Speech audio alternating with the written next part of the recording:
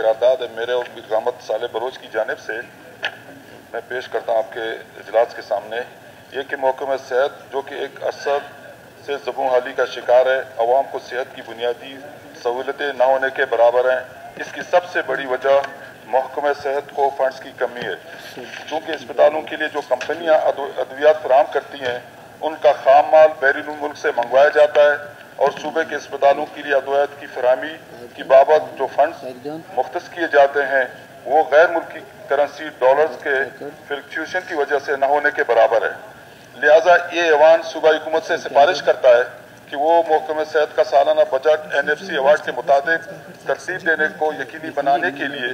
अमली इकदाम उठाए ताकि सूबे के गरीब अवाम को सेहत की बेहतर सहूलियात मुयसर हो सके। करारदाद नंबर 12 पेश हुई। क्या मुहर्रिकीन अपनी चूँकि हमारी महकमा सेहत जो अद्वियात है वो डॉलर के रेट के हिसाब से मंगवाती है,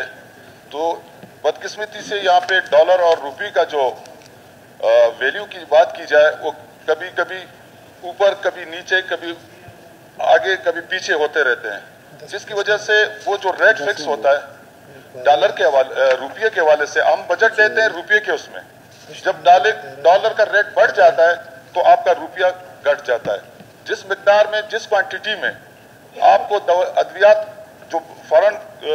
उससे मंगवाने पड़ते हैं उसमें फिर कमी आती है आपके हॉस्पिटल्स में, उसकी वजह से आप वो जो मेडिसिन देना चाहते हैं वो नहीं मिल पाते, तो जिसका नतीजा ये होता है कि जनरल पब्लिक को सेहत के हवाले से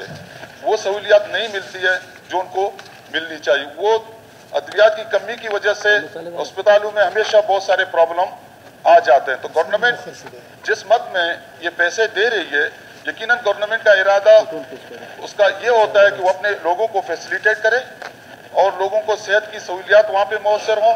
लेकिन चूंकि डॉलर के फ्लक्चुएशन की वजह से वो सहूलियात हम अपने अवाम को नहीं दे सकते हैं, तो लिहाजा हम मुतालबा करते हैं जो करारदाद है दोस्तों के सामने हमने पेश की है कि इसमें गवर्नमेंट गौर